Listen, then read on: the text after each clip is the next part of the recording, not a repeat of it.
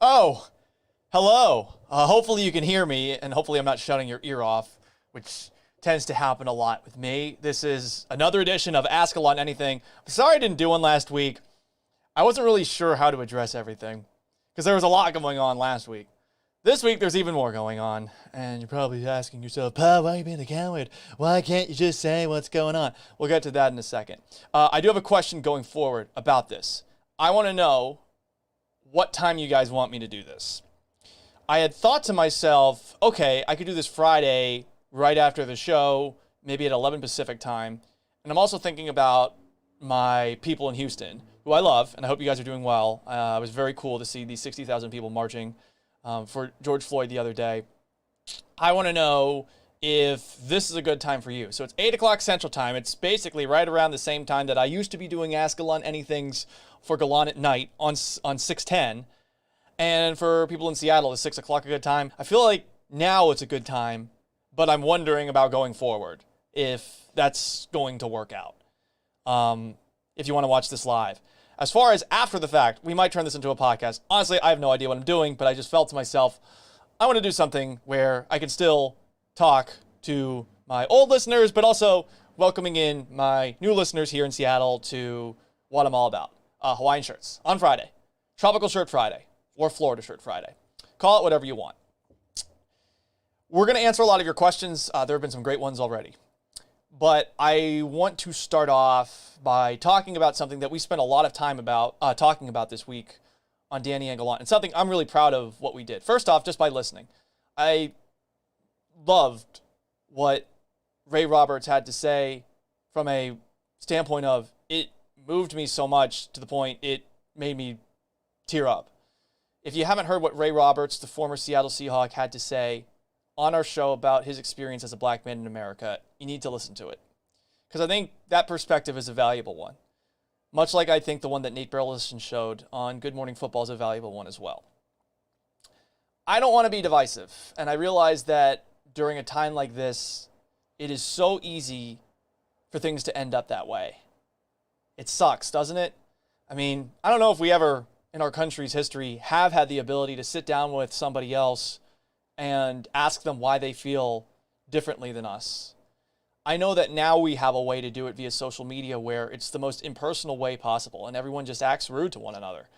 And man, it's awful. You would think that at some point we would realize slinging arrows via words and disses and stuff, of 240 characters or less, that there's a more productive way of going about and doing things. But there isn't, really. Unless you believe protesting is. I'll be perfectly honest. While I respect everyone who's been doing the protests this week, I wonder what protests accomplish. Yes, they definitely make people aware of a cause, but does that inconvenience force people in power to change their views on something, to change their actions on something? I don't know the answer to that. For those who do have faith in the process, I have a lot of respect for you. And for all the people who were marching down Capitol Hill, I think I've had 4 or 5 parades, rallies, whatever you want to call them, celebrations of George Floyd's life, or just protests against police brutality. It's been happening a lot, and the people that have been willing to get out there, I respect you. So let's start off with this.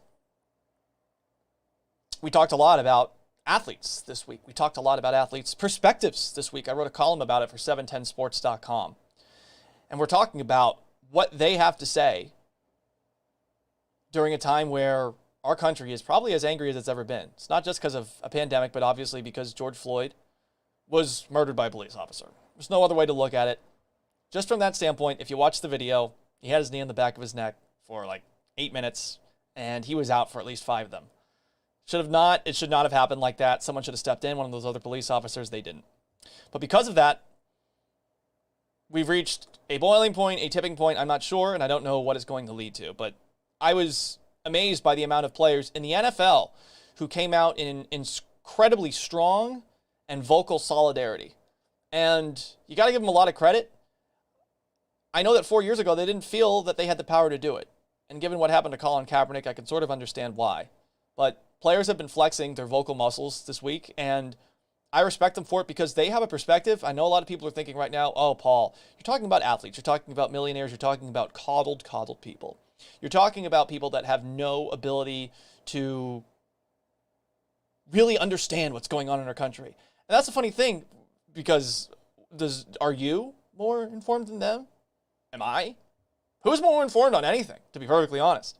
I think we're all kind of stupid, and we all pretend that we're not, as best we can, on a lot of different things. But when we're passionate about something, we really do care about it, and we think about it, and we look into it, and we do research and all of those different things. And that's why you see the political debates and all the research that goes into all of them. It usually ended up just being a bunch of people yelling at one another. But all of these athletes spoke out, and they have a unique perspective, because a lot of these guys, they've come from situations that have just been awful. And think about it if you're a black athlete. And I read it from, I'm forgetting his name. I feel awful that I forget his name. But he's a writer, and he's the producer for, I believe, a podcast at Barstool Sports. He used to play football for Notre Dame. And you know what? I'm doing him such a disservice by not knowing his name off the top of my head. I apologize. That is legitimately just a slip of the tongue here. Barstool podcast producer. Someone wants Hot Take Harry. We can get to Hot Take Harry in a while, but right now, let me get this for a really quickly. Shoot. At some point, someone remind me of what it is. I feel awful that I don't have this in front of me, but he wrote in his column that one of the reasons that as a kid he wanted to be an athlete, that he wanted to play football, was because he saw Reggie White. He saw how happy Reggie White was, and he thought to himself, this is the happiest that I can be as a black man, is playing a sport like this. Just a heartbreaking thing to hear. This is a guy who played at the college level. Think about the guys who play at the pro level. A lot of them are coming from situations that aren't great. Not all of them. That's unfair to paint with a broad brush. But all of a sudden, they find themselves in a situation where they're making millions of dollars. And you think, okay, I've made it. I'm finally going to be respected the way that I think my parents and their parents have been waiting to be respected for years and years and years. And then all of a sudden you don't find it. You're a black guy driving a nice car to a random police officer, or to some random passerby who gives you a weird side eye. And then all of a sudden you feel nervous, at the very least, if not outright scared. These are the perspectives that we've had explained to us over the past week. And I know that a lot of people right now, you're looking for any reason to not believe it or get away from it. All sorts of different things. I feel like you should listen to them. And then you can make up your own opinion after the fact. But I think right now we're lacking a lot of patience on both sides of the aisle. There are a couple of things, 3 things in particular, that I wanted also to make clear as best I can. I'm going to try not to be divisive on it. I know that that's probably impossible. I think a lot of people are scared of the phrase Black Lives Matter. It's not some anti-white, racist, whatever you think it is. For those people who do think that it's something like that. It's not.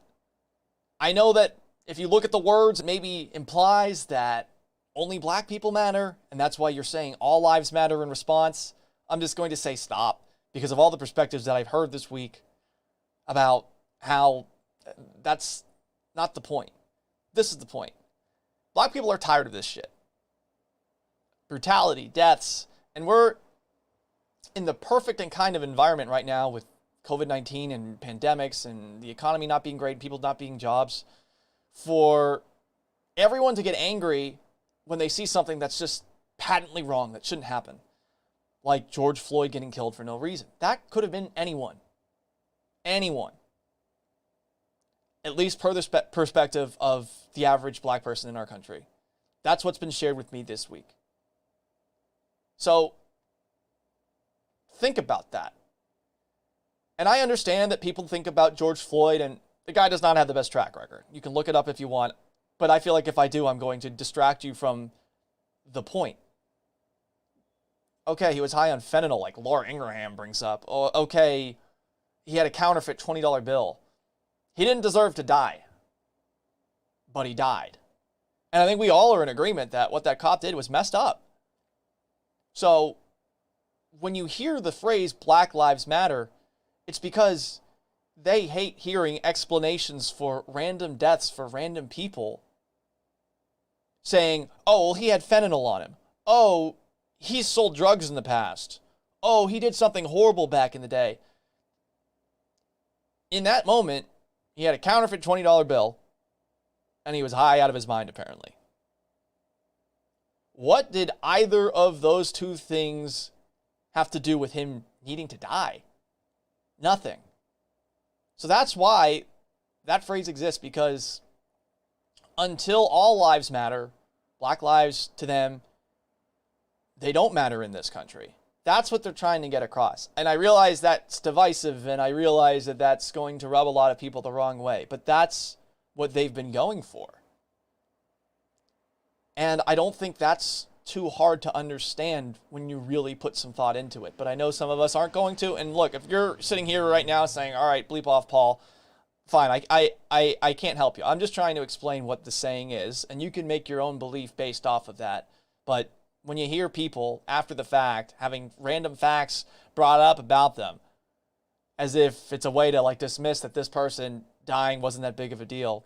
Any person dying for no reason is a big deal. Yeah, we're in a huge overpopulated country in some places, but this is just simple stuff. The second thing, and I know this is also hard, especially for those who have served. And I know that not everyone who serves thinks the exact same way. Take your thoughts a step past the flag. If you're mad about the kneeling and the protesting during it, just think a little bit further past it. And I realize that might be hard to do as well. When Colin Kaepernick first did it, I was like, what is he doing? Because I remember this stupid Instagram post that he had during, I think, Hurricane Harvey, leading up to the season, saying something along the lines of like, or maybe it was another, no, you know what, it wasn't Hurricane Harvey, but it was one of Houston's many floods. I think it was, what was the flood in 2015? Didn't the Rockets play the Warriors that night or something like that? Maybe it was the Clippers. I forget. Whatever the case, he showed a picture of that flood. And then leading into the season, he had an Instagram post, and he used a 7 instead of an S, and he said, like, 7 orms coming. I was like, okay, what the hell is this? Then, after he did his initial protest and this thing picked up steam, he wore pig cops to practice. Pig cops, what are you doing other than being divisive in that spot? Maybe you're trying to gain attention for your cause. If that's the strategy, okay. And then also, wearing the Malcolm X shirt, but more importantly, when a Cuban refugee, Armando Salguero of the Miami Herald, called him out on it, he like started bringing up statistics about Fidel Castro and literacy rates. It's a communist country. The statistics, you trust any of them? Fidel Castro murdered people. One of my best friends in high school in St. Petersburg, Florida, his grandparents fled Cuba to the United States. And the idea of my friend Daniel not existing because Fidel Castro could have killed those two, like, that breaks my heart. And that Kaepernick was just sort of, acting as if that guy's not a horrible human being for the sake of making his t-shirt that he was wearing more justifiable. Fine. Malcolm X was on it too. There was an 18-minute moment, though, and I know that I just talked about some of the things with Kaepernick I disagreed with. There were 18 minutes where I changed my perspective on a lot of different things. And that was the first press conference that he had after people realized that he had been sitting at first and then kneeling during the national anthem. And he explained that he was doing it because he didn't feel that black people were represented equally under the flag of the United States of America. He said that he was doing it because he felt that police brutality in particular was one of the reasons that that wasn't the case. And he explained that he had talked with Nate Boyer, an Army veteran, who had told him that a respectful way to protest during the national anthem is to take a knee as opposed to sitting on the bench. So that's why he did it. After that, you can have your own take on it. But right now, if you're going to bring up your own take on it, you sort of have to read the room. Say you're at like a cocktail party or something like that, and you have this opinion on something that's going on. But at the same time, there are a lot of people that feel very passionate about this cause. You're going to go up to them and just say, well, I mean, what they did was actually disrespecting the flag. How about you sit back and say, this is why they're doing it. I disagree with how they're protesting. And that's why Drew Brees got in trouble, because Drew Brees just dismissed the protest entirely when he talked about it. He said that they're disrespecting the flag. Well, actually, that's not their intent. And I feel like you should say what their intent was first, instead of just dismissing it without even really a thought. It was insensitive, it was ignorant, and that's why so many people rallied against him and got angry with him. I know that people are going to say, well, there are statistics about police brutality in this country, and you're going to point them in any way that you want. Yelling the stats, though, at someone who feels that as a black citizen in this country, that a routine police stop might not go according to plan, telling them about these statistics are not going to change their mindset and how they feel in those spots. It's not. I understand you think it might. It's not. It's like a gut feeling. Sometimes you can't talk someone's gut feeling away, no matter how hard you try it. So the statistics have been annoying. I will say at the same time, though, the shaming people to the point of cancellation, that's not how you start a dialogue with somebody that sees things differently than you if you want to get them to actually change their mind. And that's why I think what Drew Brees said was ignorant. Like, by this point, you have enough teammates that are probably talking about taking a knee. You're one of the most prominent players in the NFL. You should have known by now what they were going for, right? Unless you're just being willfully ignorant or you're just completely ignorant. It's not a great look either way. That said, he apologized, and he didn't just apologize, he apologized twice. Should he continue to get dragged afterwards? I suppose because of how long it took him to get it. Like, you can make fun of him for it. But should he get canceled? Which is something that we do a lot of these days. I think if you're going to get someone like Drew Brees, and people who see Drew Brees maybe thought in a way that he shouldn't have, and in a way that maybe they themselves saw, the way Drew Brees was thinking, they saw it in themselves. I mean, if they see Drew Brees change and realize he'd been insensitive, all right, well, maybe they rationalize to themselves, you know what, there have been a couple times where I've been insensitive, and I could be a little bit different here. But shaming that person into thinking the same way as you, that is 1984 stuff. That is the way, and sometimes the way that it's done is a little bit too aggressive. And to go back to the other side of things, if you're going to tell someone to stop protesting in a certain way, shape, or form, you think that's going to make them stop?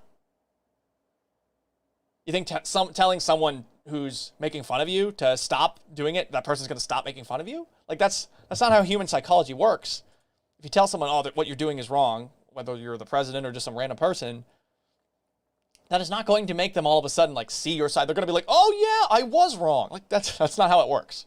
You got to rationally explain it in some way, shape, or form, and then people can either take to it and they might not. And guess what? That's what makes our country great. We can think about anything in any different way. Maybe people don't feel that way with some of the ways things have gone in social media the last couple of days. I can understand that.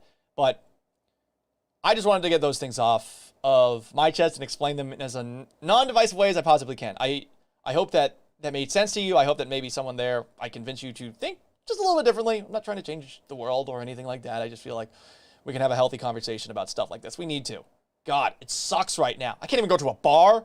Oh, we're in this like 1.5 double secret probation thing going on in Seattle right now. I thought we were going to be in phase 2 on Monday. We're in like phase 1.5 or something like that. Other counties in the state are in phase 3 or applying for phase 3. I don't get it. Whatever. I'm not going to go down that road.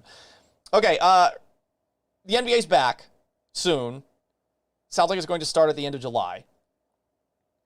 That's awesome. I'm really excited about it. But I'm also bummed out because I'm in Seattle and there's no team for me to really root for. For those who are in Houston, I love you. I don't like the Rockets. Period. I don't like them. Never have, never will. I liked Patrick Beverley. I like Mike D'Antoni. I like Daryl Morey. I don't like James Harden. Not my cup of tea. I don't like Russell Westbrook. Not my cup of tea. Sorry. We're going to be perfectly honest here. I like guys who are like defensive minded and a little bit psychopathic and perhaps pests. I like Patrick Beverley's. I like Draymond Green's. I like on the Celtics. How am I forgetting his name? Marcus Smart. Those guys, I like them. The other ones, no. And also the Rockets are a very petty organization, but that's neither here nor there. You don't care about that. I was asking the question on this morning's show. Hey, as a Seattleite, how do you guys feel about the idea of rooting for Portland? I was surprised by the answer because the Portland Trailblazers, they're in Portland. It's 3 hours or so from here. I haven't been there yet. Plan on going there eventually once things calm down. So I asked the question, when the NBA returns, are we Seattleites allowed to root for Portland? Yes. 47.2%. No. 52.8%. I am surprised that it is that close. I am surprised there are that many yeses. And I'll explain it from this perspective, because I get that the Allen family owns the Seahawks and the Blazers. I get that Damian Lillard is awesome. I love Damian Lillard. He's one of my favorite players in the league. Also a pretty good rapper. I don't know rap very well, but I think his are better than like Le'Veon Bell's and Antonio Brown's. They have an awesome nickname. Very unique. They have sick uniforms, sick colors. Rip City. What a badass name. They're close to us. It's the Pacific Northwest. It's the only basketball team left in the Pacific Northwest, because obviously the Vancouver Grizzlies left. I have a Vancouver Grizzlies t-shirt. I like it. But I do not have a Portland Trailblazers shirt. It has nothing to do with Oregon. This is how I look at it. You hate your divisional rivals in sports, and you hate your regional rivals. It's a sense of tribalism, right? So, look, I just moved here. I'm going to claim allegiances.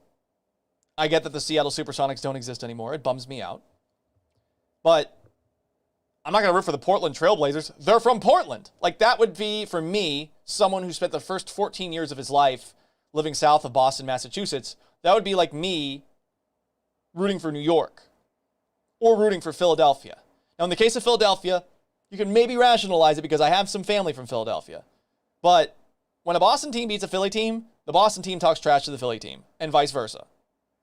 I still get trash talk from my family for Nick Foles and the Eagles beating the Patriots in Super Bowl, what was it? Was it 52? No, that was 52, 53, whatever. I black it out.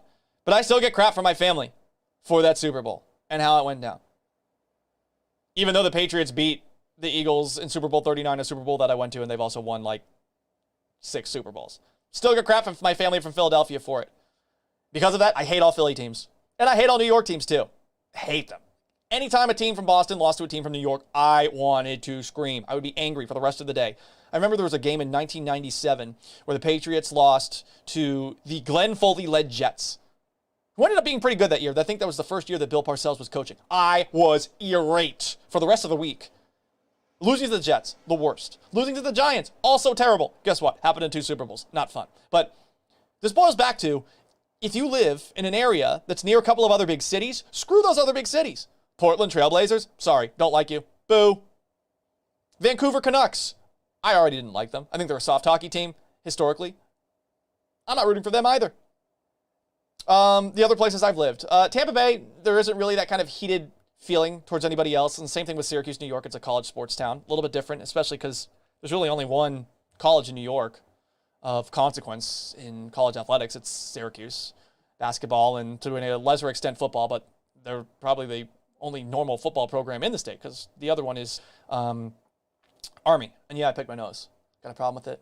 My noses get itchy all the time because I have like giant hairs in them. So that's the New York side of things, the Tampa Bay side of things. I've also lived in Houston. I lived in Houston for 8 years. Houston hates Dallas. I know that Dallas constantly talks about how they're like above it all. But as someone who lived in Houston, I feel like Dallas needs to get off its high horse, because Dallas, for some reason, thinks that they're the Los Angeles of the South. You're on the plains bordering Oklahoma. You're nowhere near water. Shut up. People in the Northeast confuse you with Houston all the time. San Antonio, Oklahoma City, on the regular. Like, to people in the Northeast, Dallas is nothing special. Oh, we're the Los Angeles of the South. That's the way that they act. No. Your team's amazing billion-dollar stadium, it's located next to a Walmart. Like, get real with this idea that you matter. You don't. Sorry. The television show Dallas ended, what, like 20, 30 years ago? And then one of the seasons was like a dream. Oh, Dallas. Anyway, so there you go. It is Ask Alon Anything. You can ask me any question. So let's get to some questions that were being asked first on Twitter. Someone asked me if I missed Whataburger. For those who don't know, Whataburger is a famous burger chain. Not just burgers, like a variety of food kind of chain in Texas. And very unique in and out kind of feel to the exterior of them. Like, you would notice a Whataburger, they're just, they're like these triangular shaped buildings with like this orange and white checker on them. Or is it Stripes? Shoot, am I already forgetting it? My God, my memory's awful. But it has like every food ever. It has an unbelievably massive menu. That's what I think is the best part about Whataburger. I don't think the burgers are that good. Not to say that In-N-Out's burgers are better or something like that. In-N-Out has a very simple menu. There's only a couple of things you can get. I don't miss Whataburger that much, but I do miss living really close to one. I lived within a half a mile of a Whataburger. In fact, I think I lived within half a mile of 2 Whataburgers. They generally wouldn't get my order right, which bothered me because I'm particular and I don't like cheese on stuff. But their honey barbecue chicken sandwich is the bomb. So I do miss that, eating that every now and then, but I am a Chick-fil-A guy through and through. I miss Chick-fil-A. Chick-fil-A is so far away from me now that I live in Seattle. I lived, again, you're pretty much a mile away from any fast food you want in Houston, or any food that you want. I think the foods there is great. In Seattle, you got to drive all the way out to Bellevue over a bridge to get there, which is not to say it's far away, but it's like 15 to 20 minute drive as opposed to a 5 to 10 minute drive. Better food, Houston or Seattle? I can't fairly grade Seattle yet because I was so busy during football season that I didn't really splurge. And now everything's closed. So I don't know that I can accurately gauge Seattle food thus far. Like, I haven't gone to any of the great seafood spots, and I'm bummed out about that. Like, it's driving me crazy. I want to explore this place, but I've been told that I need to stay inside because of COVID-19. I'm going to follow that order, but geez, drives you crazy when you're all by yourself after a little bit of time. I miss tacos so bad. I don't think I'm ever going to be able to eat tacos outside of Texas again. I remember one time when I was back up in Massachusetts visiting my dad said, we're going to go to this random Tex-Mex restaurant on the side of the road. And I was like, nope, we're not going there. Like, I got all snobby because I've lived in Texas. My friends tonight are eating at this place called Fusion Taco in Houston. Oh my God, it's so good. Margaritas are cheap. It's a very cool, like, laid-back atmosphere. Their brisket tacos are amazing. Oh God, I'm getting hungry just thinking about it. I miss tacos, I really do. And I'm sorry, I'm not gonna just roll over and try Seattle tacos. Maybe I should. It's maybe a little bit intolerant of me, but it's tough to match Texas tacos. It's tough to match Texas barbecue as well. Someone asks, what brought you here from Houston? Interestingly enough, it was about a year ago today that I got fired at 610. That's Sports Radio 610 in Houston, Texas. It's the flagship station of the Houston Texans. I used to do a night show there. I did the night show for 4 years. At first, I did it with my co-host, Brian Straw, and Laura Hall was our producer. They laid Brian off in a budget cut, and Laura left for law school. So then I ended up doing the show for a couple of years. Check that, a year, with Josh Beard, who's a good friend of mine, a very, very funny person, someone who basically sees the exact same way in a lot of different things as me. Maybe that didn't make for the best of shows. I know that we were very like-minded and generally just kind of did whatever we thought was funny. And I know there were probably a lot of people that were like, give it a rest, Paul. Can you please stop talking Game of Thrones for the last hour and a half? But it was a lot of fun working with Josh. Josh got let go, and he was replaced with Ryan Rocket, who I think, for my money, was the best producer that was at Sports Radio 610. I love Josh, and I loved working with Josh. Rocket was like psychic. Rocket knew what I wanted without me even actually having to ask, and I'm a very poor communicator and not the best when it comes to preparing a 4-hour show. But he did a great job. He brought in some really fun guests. We talked with a lot of Houston screw rappers over the course of the show. ESG, Slim Thug, who's probably the one that all of you are going to recognize, and then a Lil Flip. Very cool stuff that we did on that. So then, people liked the show, but I think there were probably some budgetary issues when it came to keeping the night show. And they thought, the morning show's not doing so well, so let's move Paul into a show that's been a really good one for a long period of time. My favorite show at the station, it was Mad Radio with Mike Meltzer and Seth Payne. I got brought in. I think there was an expectation from me that it was going to be like a 33 person show. But that was probably an unrealistic expectation at first, and I don't think that we were really guided well with what the show was supposed to be. So I think a lot of people saw me come in, and I was just being the same person that I was on the night show and not like gradually breaking myself in. And I think that for Mike and Seth, that was probably difficult because I was like, hey, who's this random hyper dog that's on the show? And I think for me, like, being the third wheel on the show, that's hard. And I think anyone who's been in that situation knows that. For me, it wasn't great. And I think there was a period where I thought I was going to get moved into another show with another partner. That didn't work out. Ultimately, it worked out for the best. Like, I am doing a job in prime time in Seattle. I'm on with a person who really respects my opinion, who I think is extremely thoughtful, who has the best laugh ever in Danny O'Neill. I've had a lot of fun doing the show with him, and I think this week we did a lot of good work. I hope that you guys have enjoyed it. Like, it's worked out for the best, but I will admit, I miss my Houston family a great deal. Not just my listeners. There are some people in Houston that I really care about. It's, of all the places I've ever lived, weirdly enough, because I've lived in a lot of places, it's the place that felt the most like home, but I'm hoping that Seattle will be that eventually. A couple of other questions. Aggie Rick asked this question that's borderline inappropriate, so I'm going to answer it from this perspective. He's asking, essentially, like, have you ever done anything extremely crazy in the dating scene here in Seattle? No, I haven't. All I have noticed is that every single person's profile is essentially the same.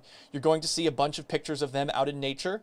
You are generally going to see someone that the key to my happiness is feed me tacos or buy me pizza or something like that. A lot of basic accounts.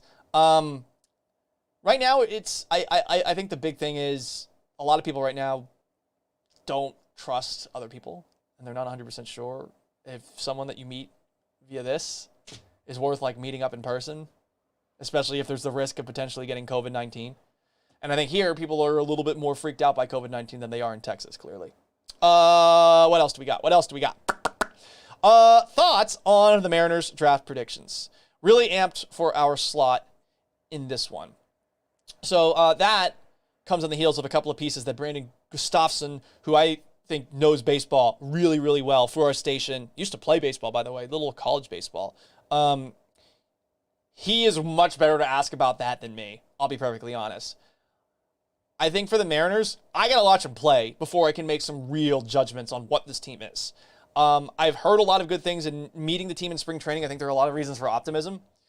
I think that ultimately right now, it looks like they have a couple of core players in Julio Rodriguez and Jared Kelenic that can be the foundational pieces for the lineup.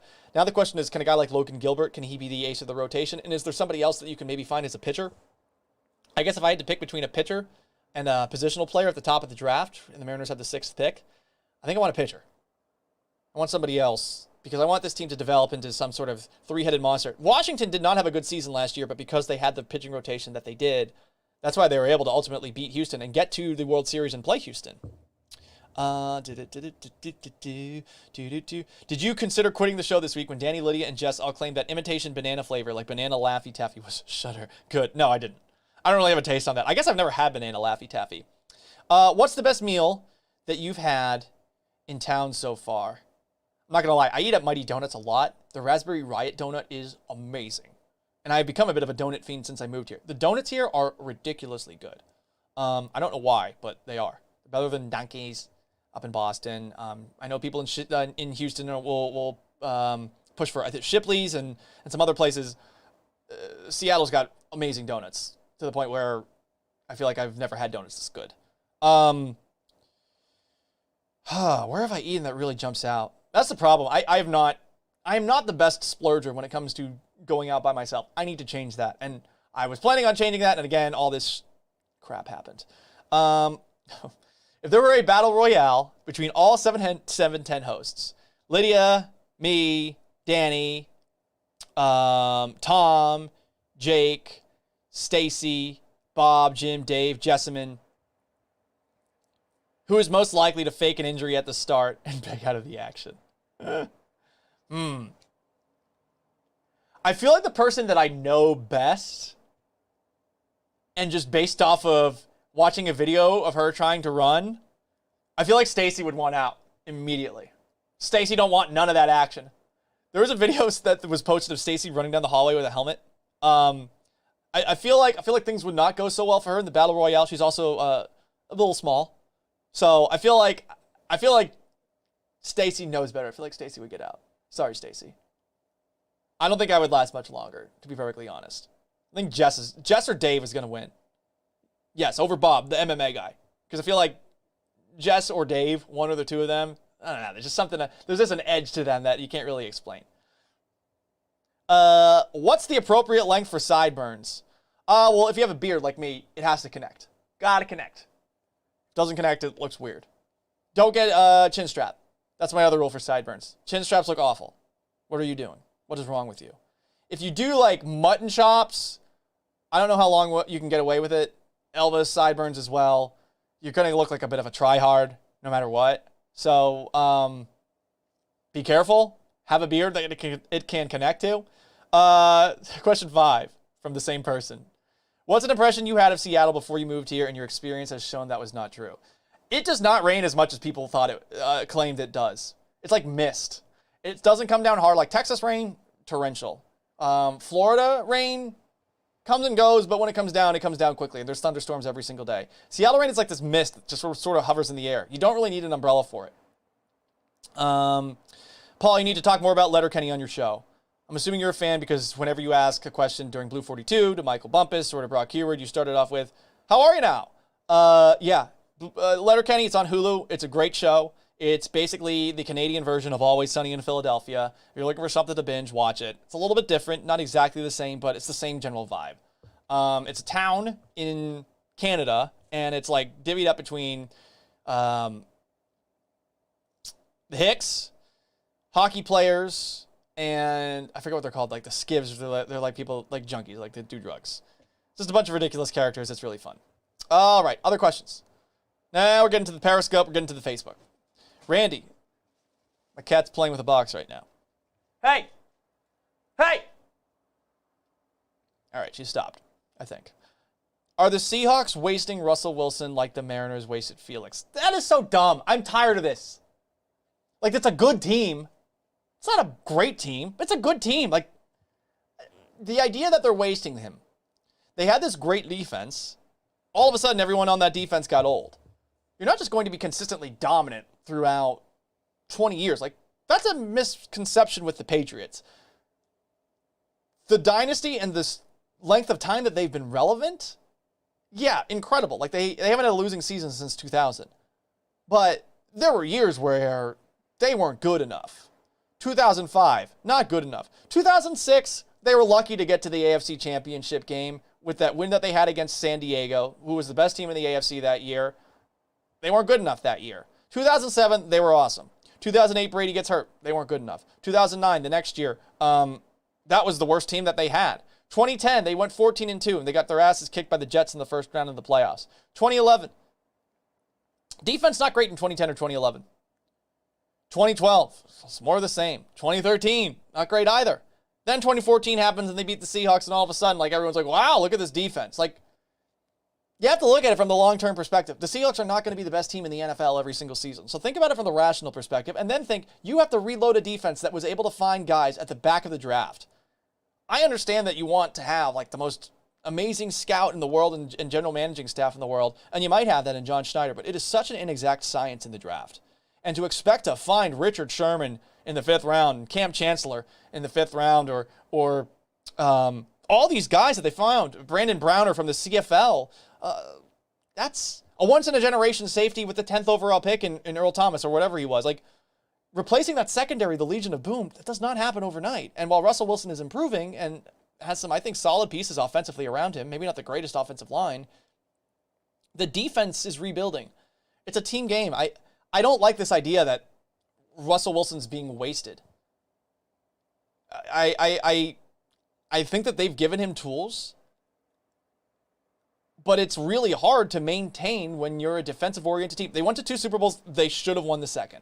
They didn't. I thought they should have run the ball on the 1-yard line.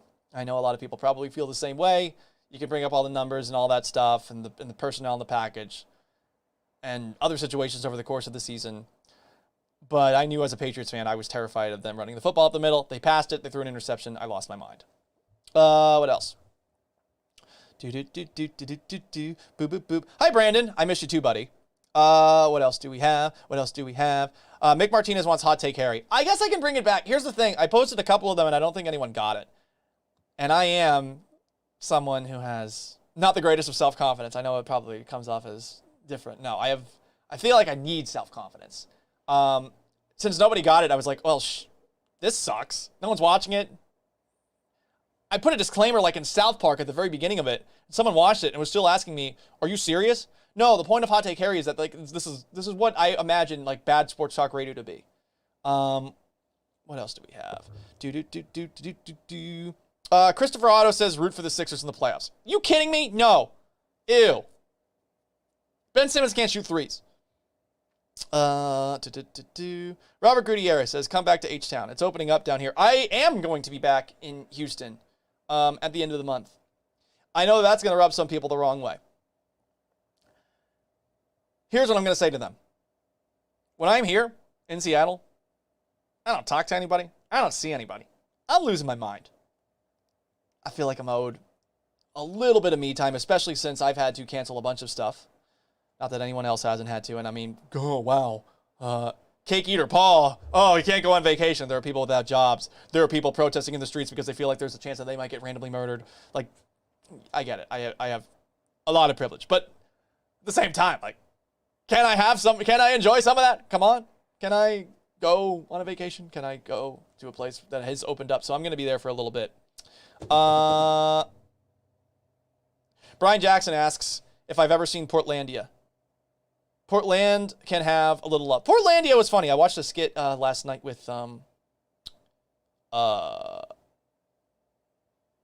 Armisen, that's his name, right? Who's riding a bicycle, and he's basically being the insufferable, at times, bike people that you find up here.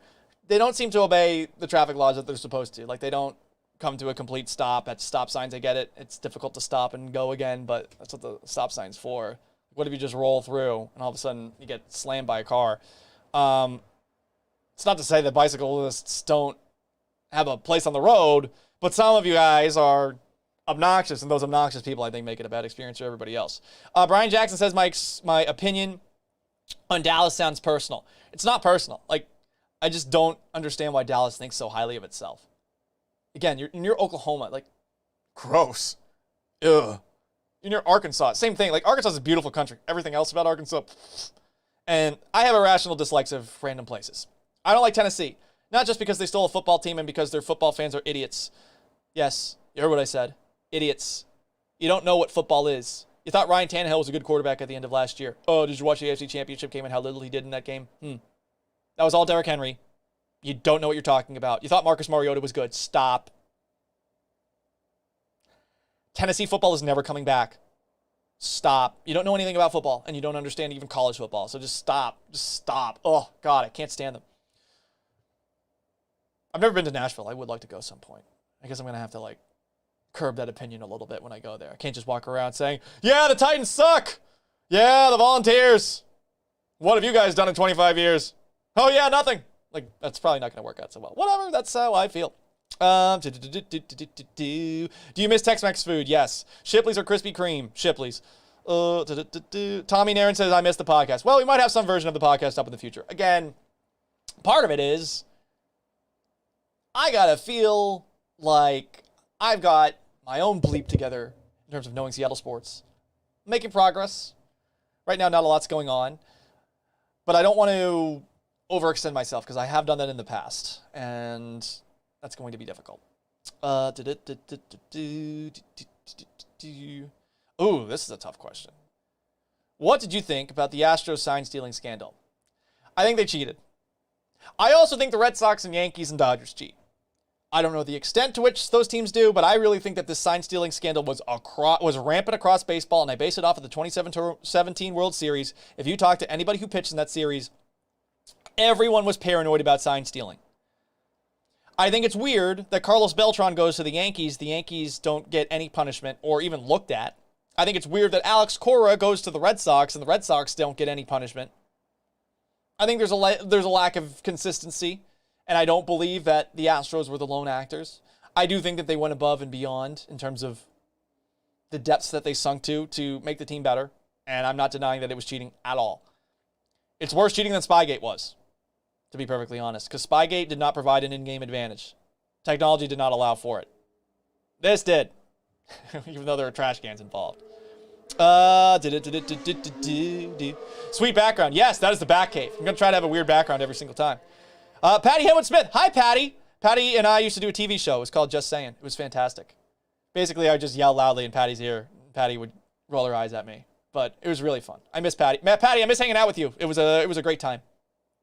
Ooh, this is a tough question. Do I answer this one? Someone asked me, is Joe Biden racist? Joe Biden has said some stupid stuff. And I don't want to turn it into a political conversation because I know some people are going to hear what they want to hear. He has said some stupid stuff where I understand why people might think that. Part of me thinks this is a guy who is old and out of touch and not exactly as on top of his words as he should be. There's another part of me that wonders, is this how he actually thinks? But that's not for me to decide. I just know that it has not looked great for him publicly. What other questions do we have? And I know people are going to bring up, well, Paul, look at the other side of the aisle. Yes, I know. It's all bad. Everyone's bad. How about we agree on that? We can unite. We are the world, and it's all terrible. Brandon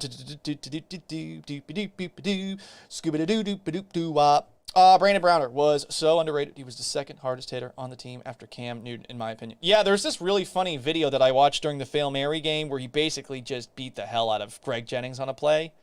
And Greg Jennings just wanted no part of it. And Browner gets up and like flexes over him. It's hilarious.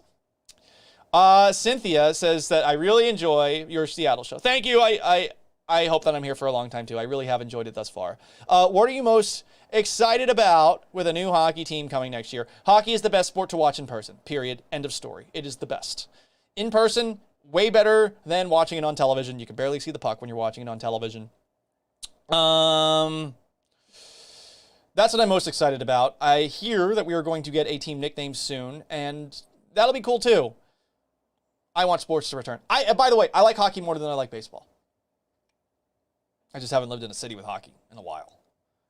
Yeah, the Houston Aeros existed. They're minor league hockey. No one cares. You know, like, when you cover sports for a living, you sort of, if you want to be healthy and you don't want sports to be your entire life and still have a little bit of a life on the side to keep you sane, you pick and choose your battles and you pick and choose your time appropriation. And I chose to unplug entirely from hockey. And it stinks. I used to be like, not a diehard fan. Like I would say football, basketball always. Football knowledge, basketball knowledge, hockey knowledge, baseball knowledge for the longest time. Not so great, but I do really enjoy hockey. It's a fun sport, great in person, great time to go to a game. Brent McKinney, sorry, you can't have him, Michael. He's our now. Ooh, getting competitive over me? Listen, I love you all. I love Houston. I love Seattle. It's been great. And that seems to be the last of the questions. Oh, Brent McKinney. Shouldn't we finally get computer vision strikes and balls? Yes! The inconsistency of umpire strike zones, umpire to umpire, mind-boggling. How can a strike zone vary so much? How can a strike zone vary day to day between an umpire to the next umpire? It's a hard job. I don't think it's easy. And I think these guys are older in age, and I don't think their eyesight's the best. So that's a factor. I talk about this with NFL referees, too. I think they're, you're in your 50s and 60s. I mean, don't you need glasses starting at that time usually? I know my dad does. I know I probably will. So, like, come on. Why dispute that? And they're so damn proud. That's the worst part about it. Like, we can't show a video, a replay of a bad call on a Jumbotron at a stadium? Why? I don't know. I don't get that. That's the weirdest thing. Like, we have these giant replay systems in baseball stadiums, and yet controversial calls, they won't replay them because they don't want to show the umpire up. What's the point? What's the point then? Stupid. Speaking of stupid, I hope you enjoyed this. Stupid. Ask a lot anything. I would put my glasses on, play the Who in the background. Little Horatio Kane transition for you there. I appreciate you tuning in. First off, before I go, stay safe this weekend, especially if you're going out to the many, many protests that we've had right here in Seattle or in Houston. Be careful. Don't antagonize. It's not going to end well. It's sort of just the kind of place that we're in at this point in time. So make sure that you're staying safe. Make sure you're taking care of your own. And also, remember, there's COVID-19 out there. Take the appropriate precautions. Wash your hands, wear your face mask, all of that stuff. Shouldn't be that hard. I know, it stinks that we still have to do it. I'm driving myself crazy because, again, I'm just staying in my apartment with my cat, and I haven't been to a bar in, like, Jesus, has this been 3 months? Oh, man. There's probably not a great reflection on me. It's been a while. So, do your part. It sucks. Hopefully this is all going to get better very, very soon. I'm confused by the phases. Blah, blah, blah, blah, blah, blah. Paul, you're filibustering. Just end this damn thing. Fine. I appreciate you tuning in. I'm on Twitch. Gallant says, I'm going to start doing video game stuff. Taylor Jacobs from 710 ESPN Seattle was showing me how to possibly be able to stream broadcasts. There's a little side project that I've been cooking in my mind that I'm going to start, and it's going to involve a very popular video game. So check out the Twitch. I'm also on YouTube. Look for Paul Gallant on YouTube. I have not posted nearly enough of the kind of content that I want to put up there. Believe me, I'm working on it. Instagram, Gallant says. Twitter, Gallant says. Facebook.com/Paul Gallant Sports. I also have a public profile on Facebook. I accept pretty much everybody. If you want to be on that too, you can creep on me and see all my photos, see who I'm related to and all that jazz. I don't care. I let everybody in. I'm honest, open book. I feel like that's the only kind of person that's going to be respectable, especially when they're coming out of nowhere and essentially carpetbagging a job away from some random Seattle sports stalker. Dicker Derbs. I really appreciate you guys. I hope that you enjoyed this week's shows on 17 ESPN Seattle. I had a great time doing them, even though they were difficult shows. I love my co-host, Danny O'Neill. I love the entire team that I worked with. Ashley Cox, who did a great job. For Jessamine McIntyre, who I also love. Lydia Cruz, who I love. Like, we have a great team. Everyone hears each other's opinions. No one gets mad at each other. It's made this transition amazing. And you guys have made it amazing as well. And to my people in Houston, I love you as well. I guess if there's anyone else listening from somewhere else, what's up? Unless you're from Tennessee. You don't know anything about football. Then what's up? All right, until next Friday, I think we're going to do this at the same time, around 6. Hopefully I'm a little bit less fashionably late. Until then, later, bros and lasses. Nailed it. Actually nailed the ending.